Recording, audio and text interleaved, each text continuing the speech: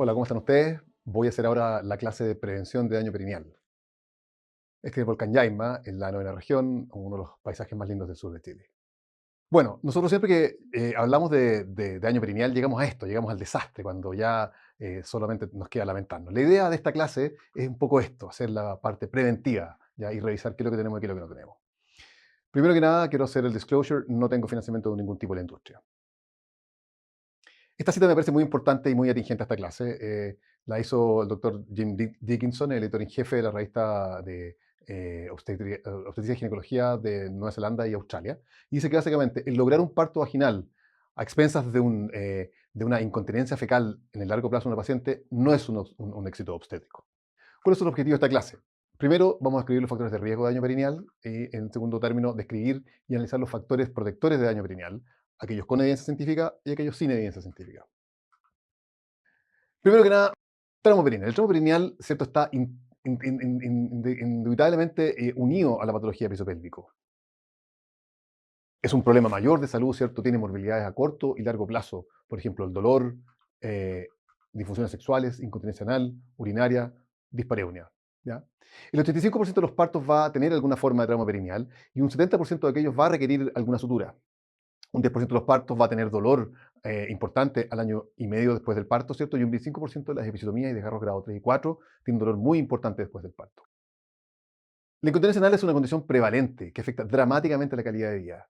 Nosotros hicimos un estudio el año 2008 porque en general la incidencia de la incontinencia anal se piensa que es más baja. Y dado eso, decidimos hacer un estudio de prevalencia, ¿ya?, en población que consulta en un policlínico de ginecología y en un policlínico de piso pélvico. Y nos dimos cuenta que en un poligine, en donde van pacientes a buscar hasta pastillas anticonceptivas, pacientes adolescentes, la tasa de incontinencia anal clínicamente significativa, es decir, con un Cleveland Clinic Incontinence Score mayor o igual a 4, vale decir que tiene al menos un escape de deposiciones a la semana.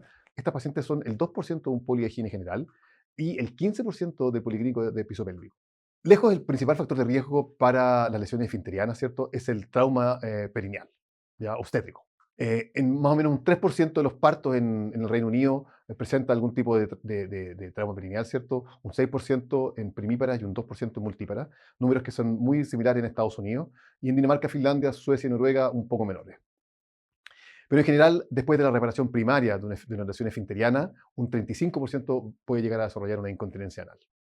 ¿Por qué es importante hacer prevención de daño perineal? Primero que nada, para disminuir la morbilidad de las pacientes obstétricas. La incontinencia anal limita enormemente la calidad de vida, pero además por un tema de costos. Los costos asociados a la incontinencia anal en la población general son extremadamente altos. ¿Cuáles son los factores de riesgo de OASIS? Este es un estudio que es de la American Journal of Obstetrics and Gynecology el año 24 que evaluó cuáles son los factores de riesgo con sus odds ratio y sus intervalos de confianza. Y lo que vemos es que todos los factores que aparecen ahí marcados en rojo, ¿cierto? La etnicidad asiática, la primipariedad, la duración de la segunda fase del parto, la conducción del parto, el uso epidural, las posiciones posteriores, las episiotomías medias, cualquier tipo de episiotomía, el uso del vacuum, forceps clásico o cualquier vacuum, ¿cierto? Y el peso del recién nacido son factores de riesgo significativos para lesiones esfinterianas. Y las inducciones y las episiotomías mediolaterales, si bien tienen tendencia, tienen intervalos de confianza que pasan por el 1, por lo tanto, no son tan importantes. ¿Qué es lo que nos dice la evidencia respecto a la prevención de trauma perineal?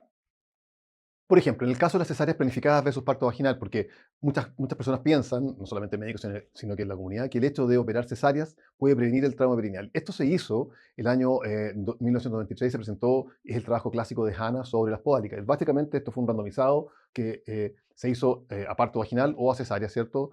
Y lo que se vio que la única diferencia significativa entre uno y otro fue la incontinencia de orina, ¿ya? Y la diferencia fue en las cesáreas planificadas, había un 4,5% de incontinencia postparto y en los partos planificados un 7,3%. Por lo tanto, en teoría, si uno decidiera operar solamente cesáreas, podría prevenir algunas incontinencias de orina. ¿Pero qué? ¿Costo? Este es el costo. El number needed to treat para incontinencia de orina es de 36, o sea, hay que operar 36 cesáreas para prevenir una incontinencia. Sin embargo, sabemos que la cesárea no está exenta de riesgo, ¿cierto? Tenemos aumentos de riesgo de placenta previa, ¿cierto? Y de placenta creta. Respecto del masaje perineal prenatal, este es altamente efectivo, ¿cierto? El endpoint que se mide es la disminución de necesidad de sutura, y ese fue el endpoint que se midió en esta metaanálisis del Cochrane del año 2013, ¿cierto? Que favorece claramente el realizar masajes perineales. ¿ya? No hay en este metaanálisis diferencias significativas en cuanto a desgarros grado 3 y grado 4, pero hay tendencia a demostrar que sí los puede prevenir, ¿ya? Y tampoco hay diferencias para incontinencia urinaria, anal o dispareunia. Sin embargo, dado que es una intervención de bajo costo, que no tiene morbilidad asociada, ¿cierto? Y que es muy bien tolerada, la indicación aparece como algo muy, muy recomendable. Para ejercicios perineales durante el embarazo, existen test randomizados, ¿cierto?, con resultados positivos solo para incontinencia de orina, ¿ya? En cambio, en el metaanálisis de Cochrane sobre el tema, no se pudo demostrar que existiera ningún tipo de evidencia para incluso prevenir incontinencia urinaria. Parto en el agua lo pongo porque en general hay muchas pacientes que lo preguntan y míticamente tiene como grandes beneficios, pero en verdad para todo lo que significa trauma perineal la evidencia es cero. ¿Ya? Este metaanálisis de Cochrane del año 2004 muestra que no hay ninguna diferencia significativa respecto de desgarros de segundo, tercer y cuarto grado, con tasas de parto operatorio, de cesáreas o con necesidad de anestesia. Respecto de la posición durante el parto, bueno, a través de la historia el ser humano ha dejado ilustrado todas las diferentes posiciones para tener sus hijos, ¿cierto? Em, pero en este siglo, el siglo pasado se intentó hacer esto más científico. Hay varios trabajos que fueron randomizando la posición de parto, ya sea a vertical versus litotomía, parto en silla, etcétera, pero en general nos encontramos, por ejemplo, este trabajo de Ulla Waldenström del 91, ¿cierto? Que en 294 pacientes no hubo diferencias en tramo perineal. Estamos hablando de pacientes que tuvieron su parto sin anestesia. Este trabajo del año 98, de 248 pacientes, tampoco mostró diferencia, ¿ya? Este randomizado del año 99 de Francia, con 240 pacientes, tampoco mostró diferencia en tramo perineal. No informó ni siquiera si se usó o no se usó anestesia. Este es un review sistemático del año 2000 canadiense, ¿ya? Que incluyó 7 estudios randomizados, ya con casi 3.000 pacientes, ¿cierto? Y tampoco mostró diferencias significativas respecto del tramo perineal, tampoco informó sobre anestesia. Este otro es un randomizado sueco del año 2011 con casi perdón, con poco más de 1.000 pacientes que randomizó a silla de parto o cualquier otra posición, ¿cierto? Y nuevamente no mostró ninguna diferencia respecto de los resultados, sobre todo de desgarros perineales grado 3. Esta es la metaanálisis de la base de datos Cochrane del año 2012, ¿cierto? Que randomizó a los pacientes en la segunda fase del parto, ¿cierto? Ya sea a parto vertical, definido como el parto que se produce con más de 45 grados desde la vertical, a parto horizontal. Y en este estudio, que juntó casi 7.300 pacientes, hubo una disminución significativa en la tasa de parto instrumental, ¿ya? También una disminución significativa en la tasa de episiotomías. No se refiere a desgarros grado 3 específicamente, pero hubo un aumento en los desgarros grado 1 grado 2. Sí que existe un aumento de incidencia de incontinencia de orina. En general, por lo tanto, la evidencia para la posición durante el parto es no concluyente. Los estudios son muy heterogéneos, ¿cierto? Con las posiciones no completamente estandarizadas. El factor de anestesia hace que sea muy difícil evaluarlo. Pero aparentemente de lo que podemos sacar de todo esto es que la posición vertical, sin anestesia peridural, podría tener una disminución de daño perineal, ¿cierto? E indirectamente, dado que tiene menor tasas de parto instrumental y menor tasa de episiotomía, probablemente podría tener menores tasas de desgarros perineales. Pero falta todavía evidencia para concluirlo. Respecto al uso de anestesia, ¿ya? Hay un estudio randomizado que evaluó la tasa de trauma perineal en pacientes con anestesia versus analgesia con narcótico, es decir, sin anestesia, porque los narcóticos en verdad no tienen ningún efecto anestésico, ¿cierto? Hay un randomizado, ¿cierto?, que mostró que los partos con anestesia tienen un 10% más de partos instrumentales y distocias de posición y una tendencia mayor a tener cesáreas. Y no tiene datos sobre trauma perineal.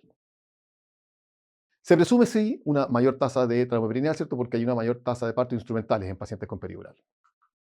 Respecto del pujo retardado versus el pujo precoz, es decir, cuando estamos en el trabajo de parto y la paciente se completa y la hacemos pujar inmediatamente o esperamos, ¿cierto?, que la paciente sienta algún deseo o que la presentación esté muy avanzada en el canal del parto.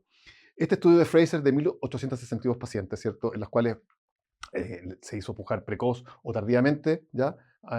Mostró, ¿cierto?, que en el caso del pujo retardado hay una disminución de la tasa de cesáreas, hay menor tasa de grandes rotaciones manuales, ¿ya? Y menor tasa de parto instrumental, pero una mayor tasa de pH menores de 7.1, ¿ya? Sin embargo, la tasa de desgarro grado 3, que es lo que nos convoca hoy día, es exactamente igual. Este estudio de Fitzpatrick, básicamente el mismo diseño, ¿cierto? Mostró las mismas conclusiones que el randomizado previo, pero además mostró que no había diferencia en cuanto a parto instrumental, incontinencia anal y manometría anal postparto.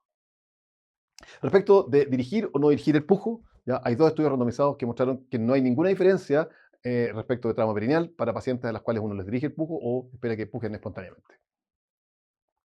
Respecto de parto instrumental versus parto forceps, A muchos de nosotros nos pasó que cuando entramos a hacer la especialidad, había todavía algunos profesores que decían que hacían parto en prácticamente todas las pacientes, ¿cierto? Para prevenir daño perineal y para prevenir daño perinatal. Esto fue escrito en el año 1920 por el doctor Delis, ¿ya? Bueno, el año 91, el doctor Yancy hizo un randomizado, ¿cierto? De parto espontáneo versus forceps de salida y no tuvo ninguna mejoría en resultados perinatales, pero notó que había un 11% más de riesgo de desgarros grado 3 y grado 4. La episiotomía fue descrita por primera vez en el año 1741 por Ould y se definió como la apertura quirúrgica del periné para prevenir desgarros perineales severos. O sea, fue el origen y el espíritu de la descripción de la episiotomía, ¿ya? Las episiotomías más comúnmente reportadas son las episiotomías medias, ¿cierto? Las mediolaterales y las laterales, que son aquellas que tienen la misma forma, la misma direccionalidad que las mediolaterales, pero que se hacen a entre 1 y 2 centímetros de la horquilla vulvar. También están descritas las en forma de J, pero en realidad su uso es muy limitado. Respecto del ángulo de las episiotomías, es muy importante tener claro que este va a variar dependiendo del lugar en el cual se encuentre la presentación. Es decir, en este caso, en que la presentación está a nivel de espinas, o sea, todavía no abomba el periné, tenemos tres episiotomías, ¿cierto? Una de 60, 45 y 30 grados, donde vemos que la de 30 grados pasa peligrosamente sobre el esfínter. Sin embargo, estas mismas marcas, cuando la cabeza abomba el periné, se transforman en episiotomías de 62, 78 y 94 grados. Por lo tanto, al momento de hacer la episiotomía, si nosotros hacemos una episiotomía en 45 grados, podemos quedar con un corte cercano al esfínter. ¿Qué quiere decir esto? Que tenemos que alejarnos. Es decir, cuando está bombando la cabeza, una episiotomía en 90 grados es la cual nos va a permitir que tengamos después una episiotomía de 60 grados, que es la recomendación. 60 grados es la buena recomendación. O sea, cuando esté saliendo la cabeza, hacer en 90 grados la episiotomía. De hecho, Folstad y Eogan mostraron que a menor ángulo de episiotomía, mayor posibilidad de desgarro esfinteriano, y que por cada 6 grados que uno se aleja de la línea media, disminuye un 50% de la posibilidad de tener una lesión esfinteriana. La recomendación actual de las normas NICE es tener episiotomías entre 45 y 60 grados, pero ojo, 45 y 60 grados cuando estamos con la cabeza abombando, vale decir 90 grados cuando todavía no hay abombamiento del perineo. Esta es la Epicisor 60, es una tijera que viene con un ángulo específico de 60 grados, ¿cierto? Para no equivocarse al respecto. Pero a pesar de que tenga el ángulo, es importante tener claro que el lugar del corte tiene que ser con la cabeza abombando. ¿Qué pasa con la episiotomía? Como ya les decía, clásicamente la episiotomía está recomendada en todos los partos, ¿cierto? Para hacer prevención de daño perineal, y eso es probablemente lo que nos enseñaron nuestros profesores en un inicio.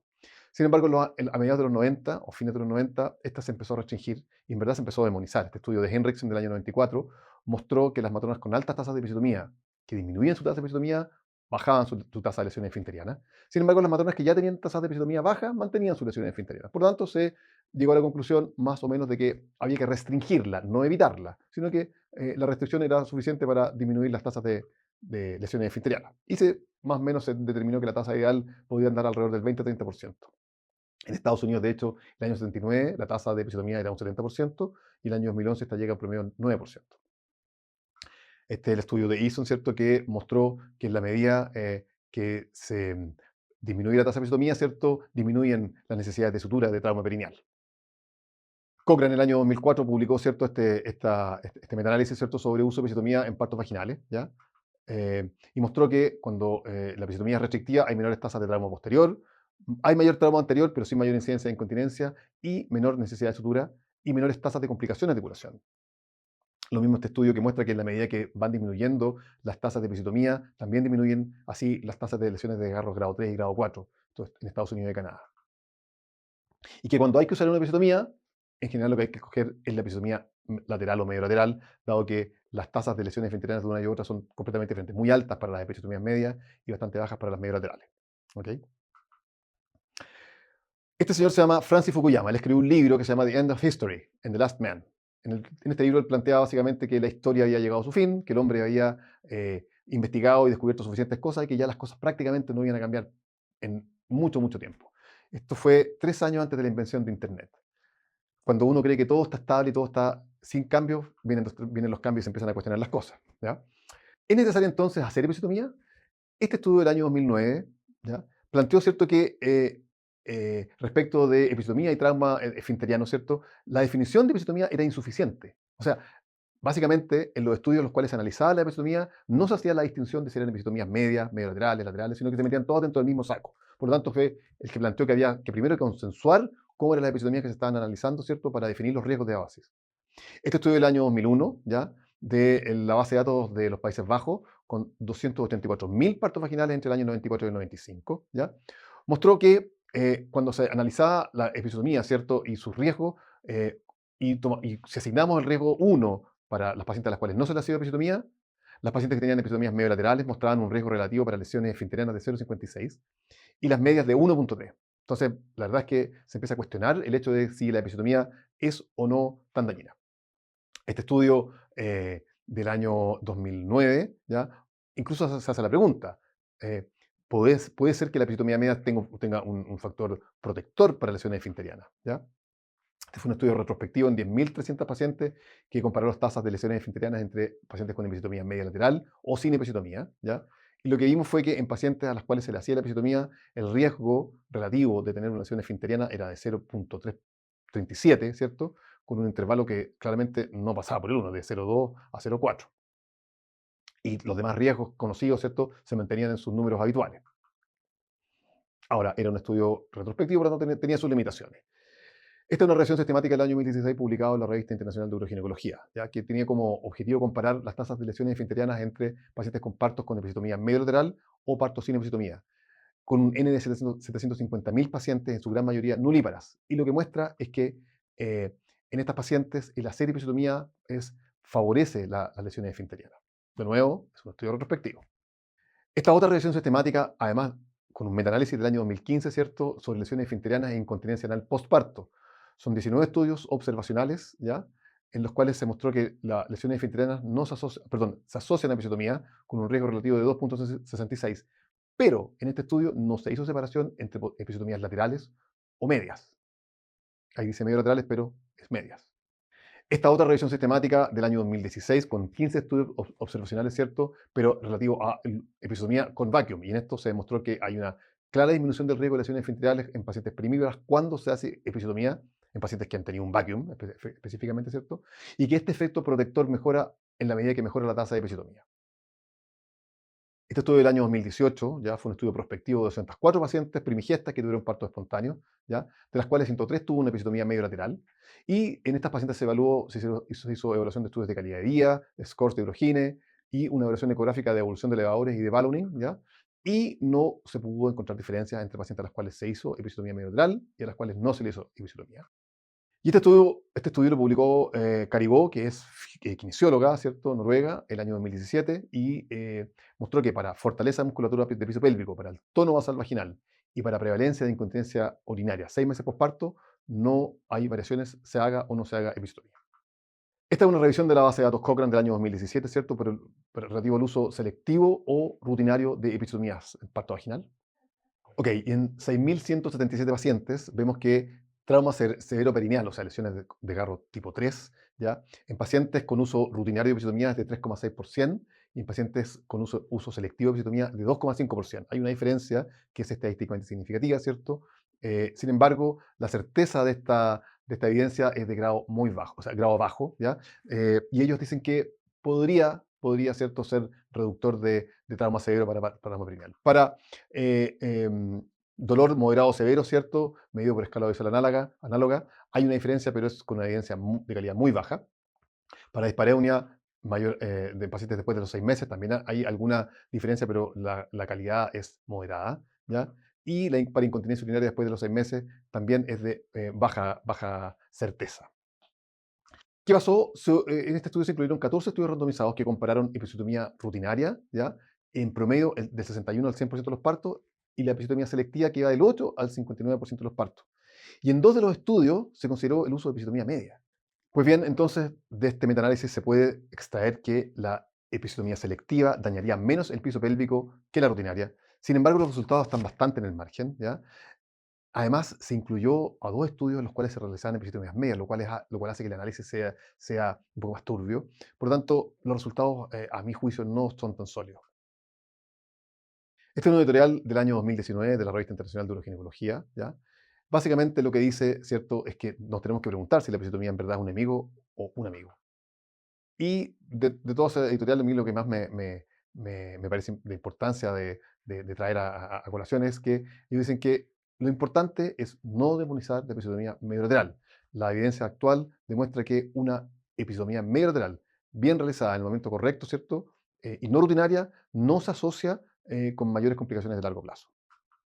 Pasamos a los masajes perineales en el expulsivo, ¿ya? Stamp, el año 2001, hizo un randomizado en el cual no mostró mayores diferencias, ¿cierto? Sin embargo, era un estudio con un randomizado de mala calidad. Y el año 2011, este metaanálisis de Cochrane, con dos estudios con 2.147 pacientes, mostró que ahí puede haber una disminución significativa de las tasas de lesiones esfinterianas con un récord relativo de 0,52.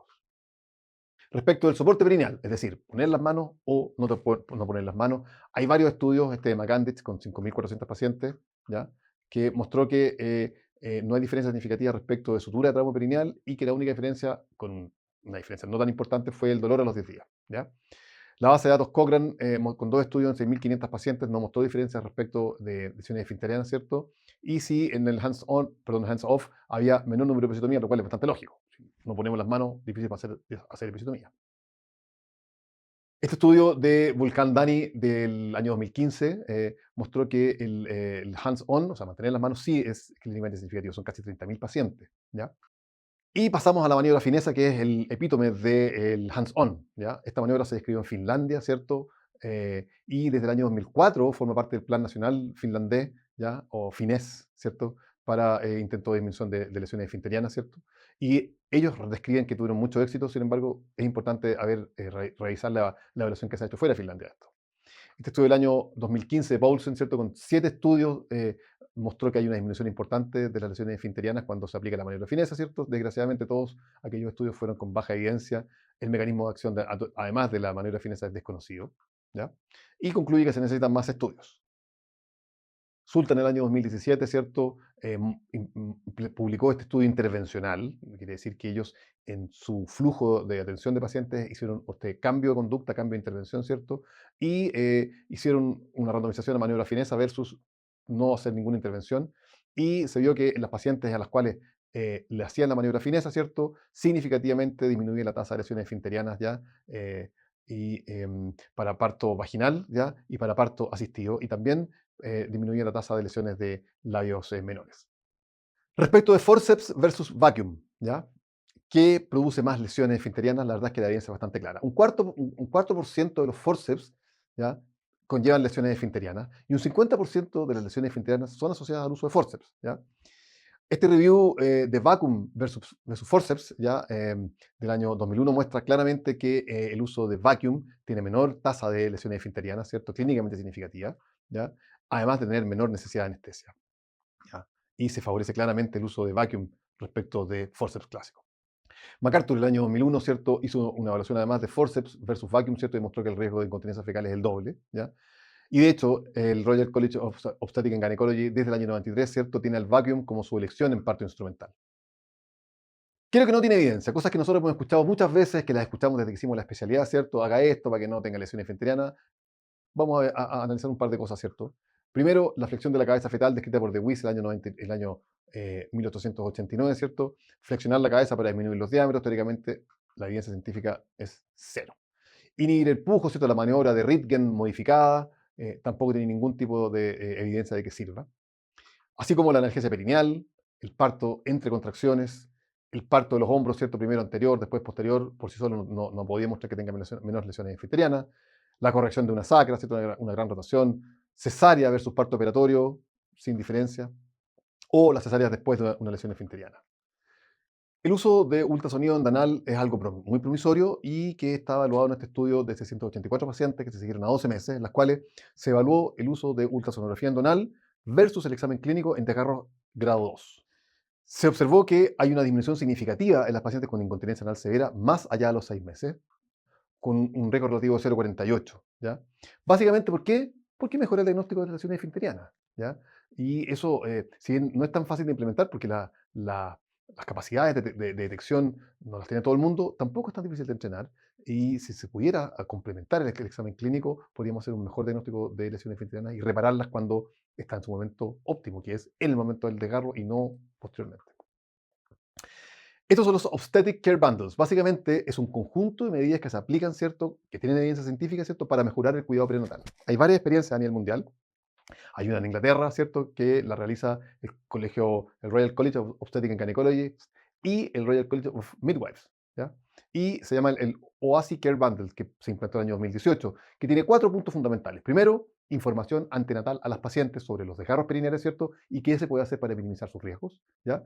También que cuando si es que hay que indicarla, se le va a hacer una episiotomía y que esta episiotomía va a ser medio lateral a 60 grados del ángulo en el momento de la coronación, ¿ya?